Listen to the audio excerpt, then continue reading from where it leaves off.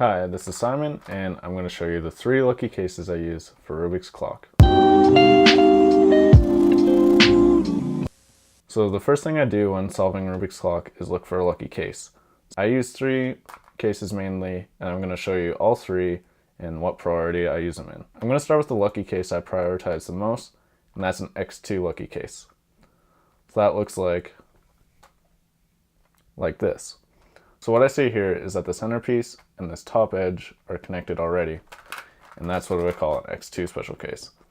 So how we do this is we'll see that these are connected, and I'm going to memorize the distance it takes for these two to move here.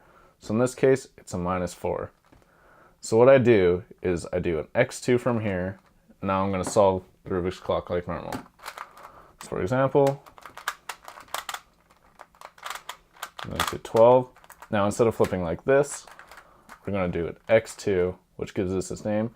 And now this pin is already up, and we can do a -4, and that basically skips the first step. So this is the case I prioritize the most because the X2 flip is incredibly fast, and it's the fastest flip there is for Rubik's Clock.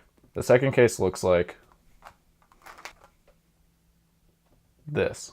And what I see here is that there's adjacent edges that are paired together. So there's 2 ways that I solve this. One is I put them in the top right, so here, but more commonly I put them in the bottom left, here. So how we do this is we want to look at these, and then we're going to start solving like normal. So first match these ones up, and then here.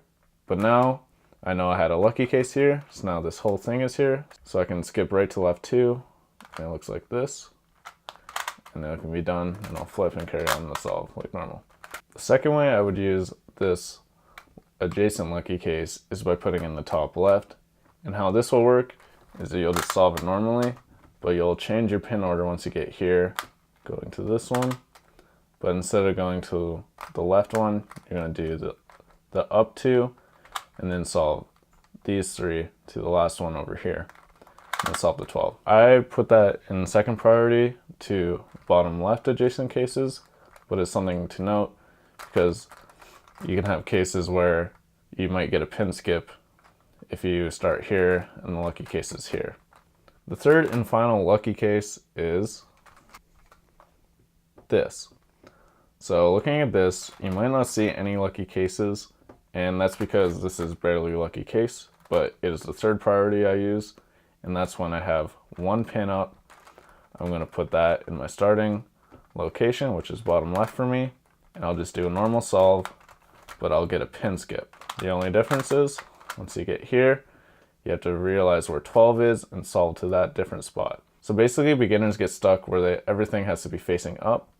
You want to take advantage of pin skips and start solving different orientations, taking note of where 12 is. So here, we would put this here and just solve to the right like this.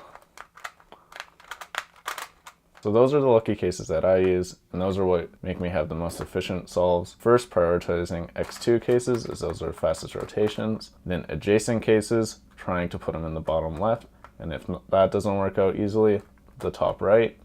And finally, taking advantage of pin skips, where we have to take note of where 12 is on the puzzle, and remember that.